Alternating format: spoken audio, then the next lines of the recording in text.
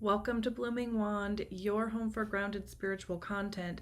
I'm Emily O'Neill, evidential psychic medium, intuitive healer, and mentor. And on today's episode, I want to do something a little bit different. I'm not doing a deep dive into any specific topic, but kind of just taking a second to reflect on the month of August and the shift in the season that we experience here, at least in the Northern Hemisphere, around this time. I always feel the shift in August more than I do other times of year. I feel like that February 1st time is also a time that I really feel a shift in the seasons, but August is the month of harvest. And if you look at the seasonal cycles, it's the halfway point between the summer solstice and the autumn equinox. At least that is August 1st, rather. And I think these points that are right in between a solstice and an equinox are really interesting, kind of liminal, transitional times, because we kind of see different things happening. Summer is ending, it's closing, but it's not gone. Autumn is coming, but it hasn't quite arrived. I know that in my yard, the acorns are starting to drop from the oak tree, which is always a sign to me that autumn is on the way. And as I was driving through my neighborhood, I saw that the leaves were already starting to change on some of the trees. And I thought, oh, wow. And this was weeks ago. I might have even been a little bit before August. And it's an interesting juxtaposition, right? Because in the garden, I'm still picking tomatoes. There's still some vegetables coming forward. There are things to literally harvest from the land. And also, things are starting to kind of peter out. The flowers are starting to not bloom anymore. The roses are slowly losing all of their blooms. There's a few left. I have my late summer bloomers like my sunflowers and hollyhock and dahlia that are really going gangbusters right now, but other things are dying away. And I think it's just an interesting time to take a second to look around and check in with ourselves. And sometimes checking in with ourselves means checking in with what is around us and becoming observant. And I feel like I wanted to just offer something contemplative to my Blooming Wand community right now, an invitation, if you will, to wherever you are, because some of you are here in the United States and some of you are in other places around the world. We're in different time zones, we're in different climates, but wherever you are, to stop and take a second to have a seat, pull up a chair, whether you're inside or outside, but find a connection to the world around you. And in doing so, perhaps give yourself a little time to rest and check in with yourself. And so I want you to, if you can, find a place that you can be that's quiet. Save this for later if you can't do that right now. And look around you. What comes to you through your eyes, through your seeing self? Look around the room that you're in. Look around wherever it is that you're at. And I want you to notice at least 10 things. And take all the time that you need to do that. Write them down or just notice them and move on. And then I want you to notice what you can touch. Maybe you want to move and go touch something with your hands rather than just kind of touching it with your eyes. And then maybe grab a glass of water and feel that water roll down your throat. And just ground into your sensing self. Maybe you want to take a bite of something delicious and just really take a second to taste it and to savor it. These are small things, but we all know the small things are not little things and the little things are not small things.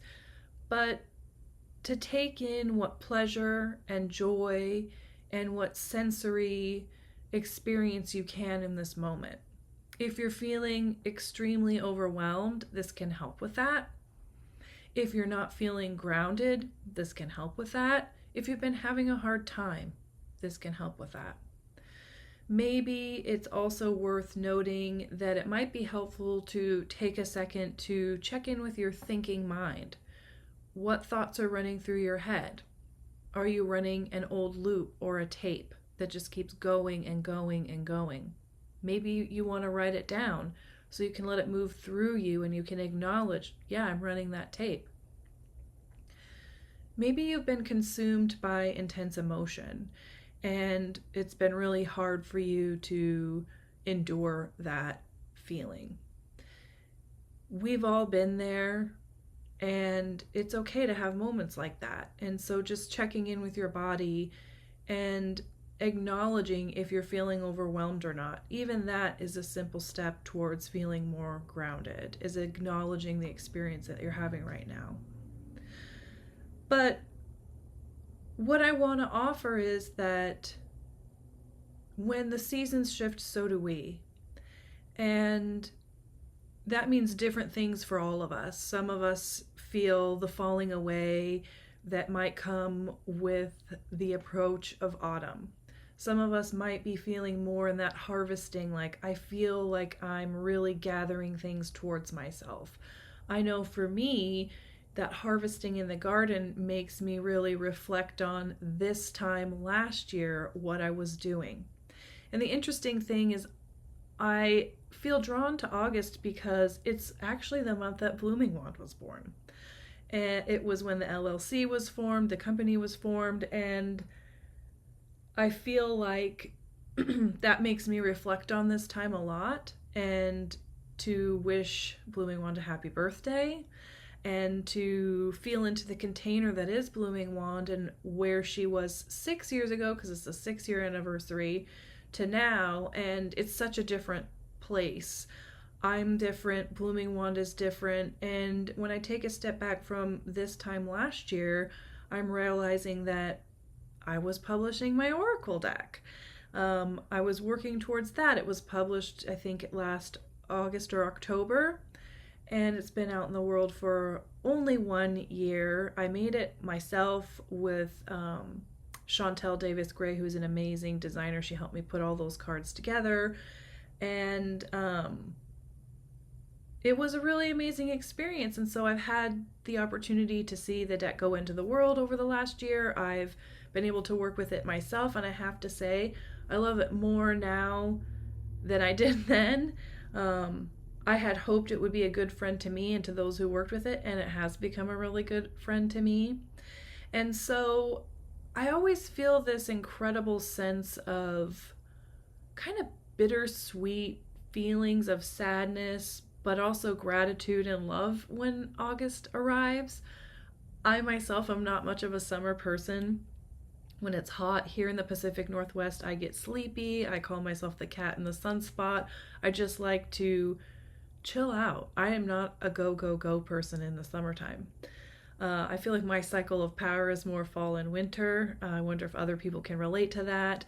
But it's interesting because I feel myself getting a little bit more energized as August falls away. And I just think that that's kind of interesting. So one of the things I wanted to do in our time together with this episode is I wanted to read a poem.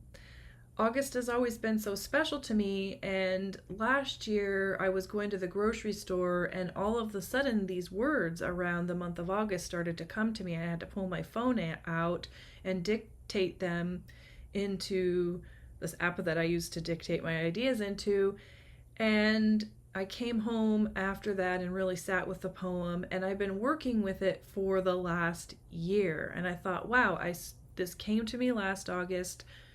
I have refined the poem over the year. It's been different things. It was a poem that came to me pretty intact, but I did have to massage the words and the idea until they felt right. And they feel pretty much in the right spot right now. And part of me knowing if they're in the right spot is sort of sharing it with you, reading it aloud to you. And then after I read the poem, I want to pull a card just to help us set an intention for this time of transition, maybe an idea or concept that we can work with if it feels right to you as we enter into this liminal space that's between the summer solstice and between the autumn equinox, where we get to be in this mix of the death of summer and the coming of autumn and what that means for you. So take a second and think about, what were you doing last year in August of 2025? And what's happening in August of 2026? What's shifted? What stayed the same? How are you feeling? Can you remember last year at this time? And obviously there's no rush around your process for that. This episode is just a yummy invitation. It's like your quiet corner of the internet, if you will, where you can check in with yourself. So let's dive into this poem, which I've just titled August. August is waltzing to her death. A once youthful gown of summer green crumbles and fades to the brown bone of the crone, and the landscape turns to sleep and dreams. Yawning, too tired to mourn or worry, her body blends with the dying fields as she offers it to the seeds, the roots, the soil. Devotion and devouring converge. August must become the dust, the womb that feeds the grain, the fruit, the flower. The flesh of the gods must rot for the flesh of the gods to be born again. And in the cradle of darkness, as light slowly returns, August is spun into April. The hands of the sun extend to the earth, calling forth browns, now green, to skip and scatter across the land, awakened, renewed, and alive. And one of the things I like about this idea of August is that she carries the hope of spring. That when August dies, her body blends into the earth and she offers it to the seeds and to the soil for nutrients. And that in the cradle of her darkness, the death of her body, the body of all that was blooming, now decaying, that within that is the hope of a spring or a new beginning. So if you look at the wheel of the year, August 1st's opposite is February 1st, which is the halfway point between the winter solstice and the spring equinox. And I think that's interesting because in August we have that strange mix of the flowers are dying and then spilling their seeds into the earth, but we still have fruit left to harvest, but we can still see the leaves changing on the trees, and we can kind of see some of the critters out in nature starting to stockpile, if you will. That February 1st, its counterpart, has the same interesting juxtaposition, because in that weird transitional between winter and springtime, which is February 1st, you see snow on the ground, but a crocus blooming. So there are things that are in contrast to each other, coexisting. And I think that that's really interesting. I wonder if there are things in contrast within you that are also coexisting, parts of yourself that are very different, that somehow dance together to create something miraculous that's maybe hopeful, a renewal, an inner spring. I feel like I want to read the poem again for some reason, so I'm going to do that and then I'll pull a card. So let me read it one more time and maybe feel into what August represents for you. Does August represent a part of you? Do you have seeds that are falling away into the earth that you have no idea what they'll become? Do they hold the promise of spring for you? I don't know. August is waltzing to her death. A once youthful gown of summer green crumbles and fades to the brown bone of the crone, and the landscape turns to sleep and dreams. Yawning, too tired to mourn or worry, her body blends with the dying fields as she's offering it to the seeds, the roots, the soil. Devotion and devouring converge. August must become the dust, the womb that feeds the grain, the fruit, the flower. The flesh of the gods must rot for the flesh of the gods to be born again. And in the cradle of darkness, as light slowly returns, August is spun into April. The hands of the sun extend to the earth, calling forth browns now green to skip and scatter across the land, awakened, renewed, and alive. I know that when I read that, I feel something. I feel that August does not resist her death. That's why I wrote this poem. That she allows her gown of summer green to crumble and fade to the brown bone of the crone. And she allows the landscape of herself to fall into sleep and dreams. I do feel that August will yawn, and in that yawning and stretching, her body blends with the dying fields as she offers that body to the seeds and the roots and the soil. We have to sometimes give ourselves over to the death of things in our life. Maybe it's literal death, maybe it's figurative or metaphorical death, but sometimes we just have to give ourselves over to things and say, this is happening and it's gonna happen, just like the seasonal shifts. And that can come with a lot of complicated emotions. Not all of us do it as gracefully as what I'm describing as in this poem. I know I don't. I also like this idea of devotion and devouring converging. So there is something devotional in the way that nature falls into one season after another. And there is something about a devouring that occurs when we shift from one time of year to the next.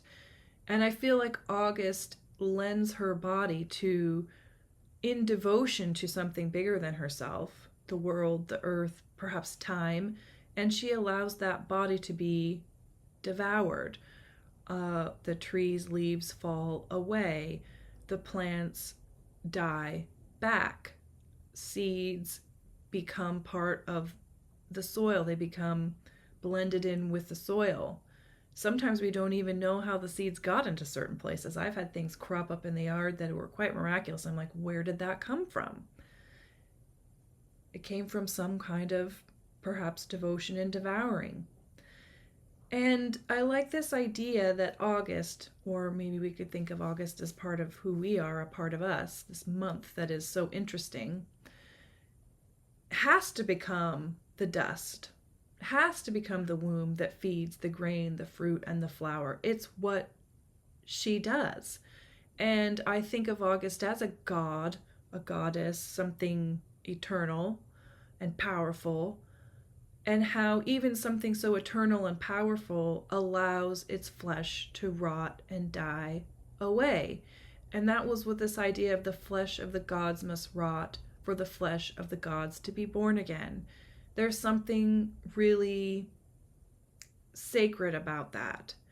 And I like to think of this in terms of nature, seasonal cycles, but also in terms of the personal, because there are some things within us that come to completion and that are ready to go. And when we let them go, maybe they become this fruitful soil that will feed something new within us. And these can be subtle things. It doesn't always have to be something that's earth-shattering. It can be. And I like this idea that in the cradle of darkness, as light slowly returns, that August is spun to April, that time when we see the awakening of spring. There's something interesting in that transformation. And I like to also think that the sun does have these hands that do penetrate the earth and that do wriggle around and extend into that darkness and into that soil. And with that sun's warmth, that it calls forth those dead brown things, the things that have fallen away and died that are now maybe completely disintegrated, and turns it into something green and something promising and something beautiful. And that over time, winter becomes something else too, right? Those greens skip and scatter across the land, awakening it rather, renewing it and bringing forward new life. I mean, these are simple ideas. These are not new ideas. I'm not talking about anything that 1,000 other poets and artists haven't spoken about. But I really do feel like in working with words or poetry or your creative self, which is something that's very close to my heart, I love to connect with my creative self, we can explore things in a deeper way. And some of you might say, well, I'm not an artist and I'm not a creative. I think we all come to that in our own different ways. And you are an artist and you are creative in your own unique way. And I think we all have the capacity to take a couple notes about things that are coming up with ourselves. And you know that one of my biggest favorite things to recommend is journaling. And I used to hate journaling. And I used to think to myself, that's the dumbest thing. I'm not going to lie.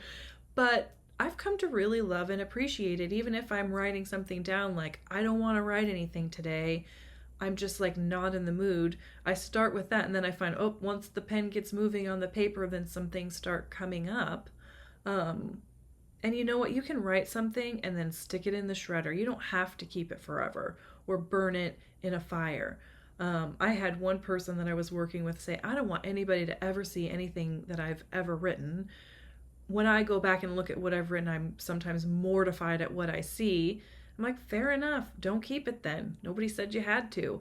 We can find our way into our own practices and do what we need to do to make ourselves feel comfortable within them and safe.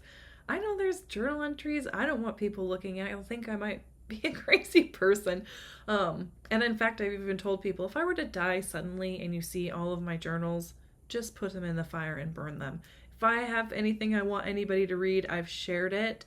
I've written about it through my poetry and through my art. It's probably been on the podcast or on my blog, but other than that, people don't need to see it. So I think we all kind of can have those feelings come up. But on that note, we will pull a card to set an intention as we shift with the seasons. Maybe I'll pull more than one. I am going to use the Blooming Wand Elemental Wisdom Oracle deck. It was a small batch deck that I printed with eco-friendly paper and ink. Obviously, as a nature lover, if I'm creating something, I'm trying to do that in alignment with my values. And I only made a small batch of them. So there's still some left, but once they're gone, that'll be that. I don't know that I will make any more of them. So let's kind of see, what could we do? I like this idea of pulling a card because it makes me feel like I'm being able to engage in this practice and this ritual of pulling a card to set an intention. It's not something that's happening to me, like I'm making the choice to set this intention and to work with it. This is not for prediction, future, or fortune telling, or for any kind of community reading. It really is like, I'm going to set an intention. If it resonates with you, play along. If it doesn't, you don't have to. Depth. There's something on there. I'm going to scratch that off before I show it to you. Okay, so we got a water card, which is depth, and it's explore the mysteries within your soul. That kind of gives me a giggle because that's kind of what I was talking about with this August and this weird, interesting thing where just like when we're between the solstice and the equinox, and we're in this August time and we know that this happens at different points throughout the year, but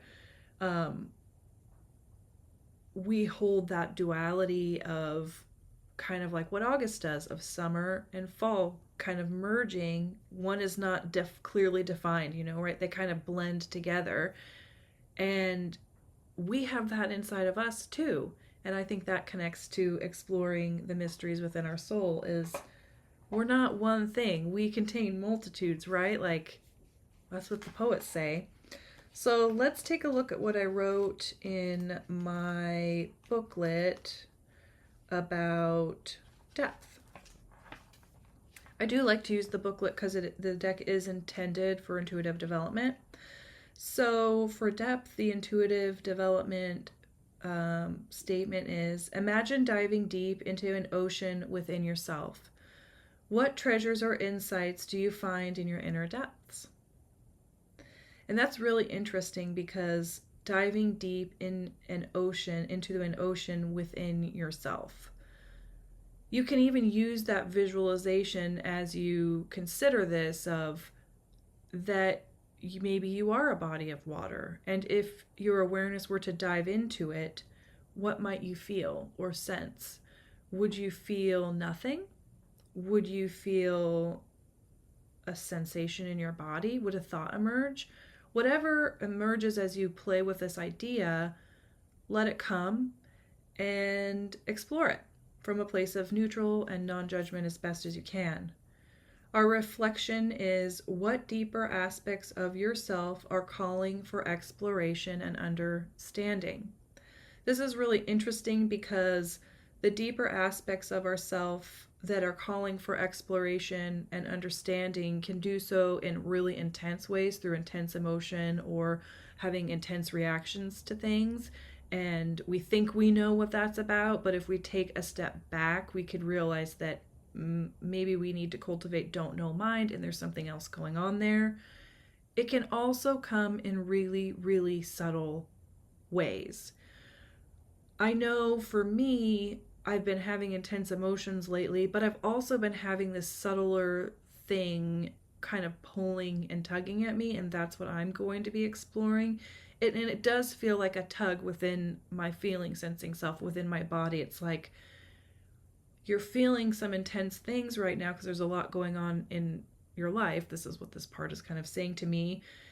But it's not all about that stuff. There's something else that wants my attention. And my sense is that it is connected to my need to be more creative. That's what I'm starting to notice, and the ways that maybe I want to go about doing that. Here's the affirmation: I dive deep into my soul and discover treasures of wisdom and truth. Yeah. And the affirmation is intended to be something you can stick on a mirror or kind of write out, and it invites us into this idea that you hold so much depth. There's so much there for you to explore.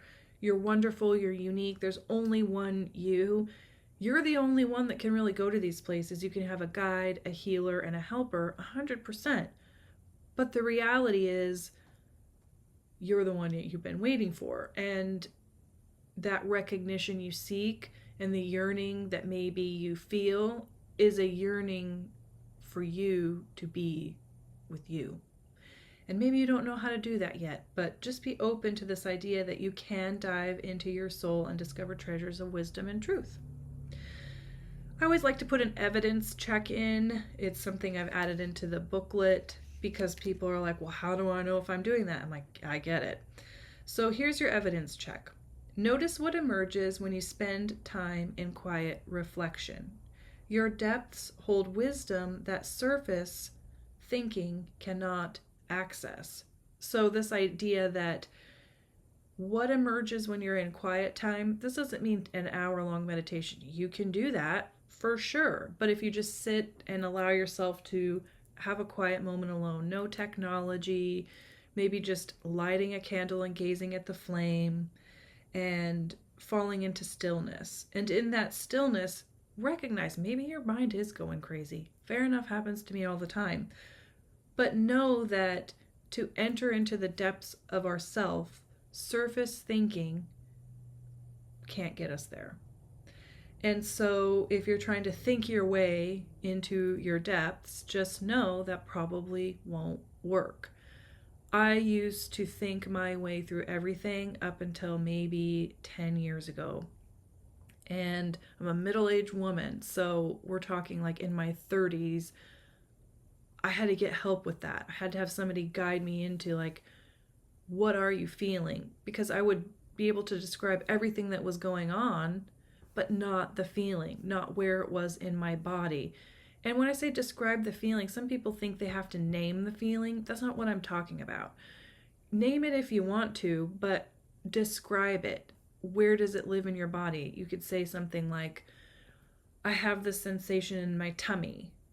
It feels gurgly. It feels empty. It feels like a cavern. It's almost like an ache I can't describe. And it's not the need for food to eat. Like, it's not because I'm hungry. It's something else. And then we say, I'm curious about that. So you kind of describe it rather than name it. Naming can be helpful too, but I have found that if we want to get out of the thinking mind, learning to describe the sensations is helpful. And here's a last insight I'll leave with you around the depth card. The most profound spiritual insights come from going within, not externalizing, not looking outside yourself. And this card takes you to deeper levels of understanding that transform how you see everything. And this inner exploration is a gradual process that unfolds in its own timing. And I feel like I mentioned that a lot in different things that I talk about in this idea that in the internet age where you can kind of look anything up on Google AI or wherever, whatever tool you use and find things out, or you can go and scroll through social media and people are giving you bits and bobs of information and insights about XYZ, that is not in and of itself a spiritual practice. That taking some time to sit with the I don't know, do I even really need to know everything right now, and not get that instant hit of information, not get that instant gratification, because the intuitive self, the feeling and sensing self, which I think is what depth is all about, isn't always going to give us instant answers. And I think that when we're uncomfortable or we're in the unknown or we're in this sort of liminal interesting space like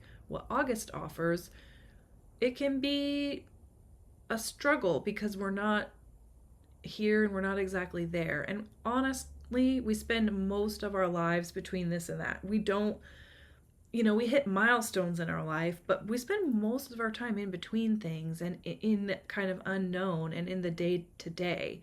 And I think that's kind of natural. Maybe that's the way, is to lean more into that. Especially in these uncertain and tumultuous times, I think we want to fix things and we want to fix it now, and there's a strong sense of urgency. Fair enough, there is a lot going on, but change and good medicine, I think, happens diligently over time. I know that in my personal self-care and spiritual practices, especially when I take the time to look back like I am in this month of August, I see the time and attention and energy that it took for me to be where I am today. And I offer a lot of gratitude to past Emily for showing up for her practices that were doing good for her. I know I'm talking in the third person. That's kind of weird, but I do kind of think of her as living in that past time. And I look at myself now and I think I'm reaping the reward of that. I'm feeling the harvesting, kind of leaning into this idea that August is a harvest time. And those benefits include self-awareness. I feel like I have more self-awareness. I feel like I have learned what I'm capable of in terms of, I made an oracle deck. I've always wanted to do that. I didn't think I could, but I did. I think of all the writing and research that I've done on behalf of this community and for myself. I have written a lot of poetry this year. And some of them still need some work and playing with, but I'm realizing that I want to write more poetry, and that part of what I've learned is that from showing up a lot and producing content for the Blooming One community, it's made me realize that I want to take some of that time and energy and put that to my own just personal creative practice, that it doesn't always have to go out towards others. It can just be for me. And it's from showing up consistently that I've come to this realization that's something that I am harvesting. I wonder what you're harvesting in this moment. And we tend to associate this idea of harvesting in abundance with money, and I think that that's fair enough, as I like to say, but a lot of times it's something that has to do with our emotional self or our perspective on our life or life in general or relationships that we have with other people. And so we don't always know what our harvest is, and we won't know what we're harvesting within ourselves or what fruits we're gleaning from our efforts if we don't take the time to reflect. And I do feel like reflection and engaging in creative practices or your personal self-care and spiritual practice is a pretty radical act these days. I feel like it's harder and harder for people to make ends meet, to make a living, and I do want to acknowledge that. And quiet time can be 10 minutes of just breathing and being present with your body, and that's it. We start with where we're at, with what we have, with what we're capable of, and that's enough.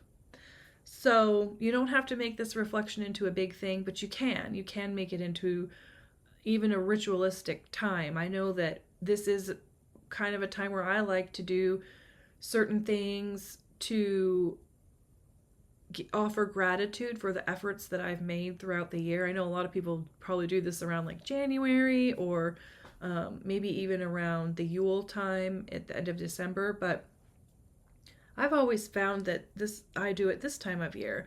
And so that's something else I want to offer to you is like, do you kind of have different times of year that mean something different to you than it does to the general population or the general public? I always say we all have our own unique rhythms in it, and just because we work with seasonal cycles doesn't mean like in spring I feel the same energy as what spring is, like renewal and rejuvenation. A lot of times in spring, I actually don't really feel that. I don't always want to wake up from winter, and I have different feelings about spring. Spring is actually a time when I can get sad. And I've explored why that is, and I think it's because, in part, I know I kind of enter into my energetic season, I call it my cycle of power, around fall and winter, where I just really enjoy reading and writing and being creative and the darkness. I love the darker days, and other people respond very differently to the darker days. So that's what I mean when it's like we find our own way into things and we can let it be what it is. And that's part of understanding our depth.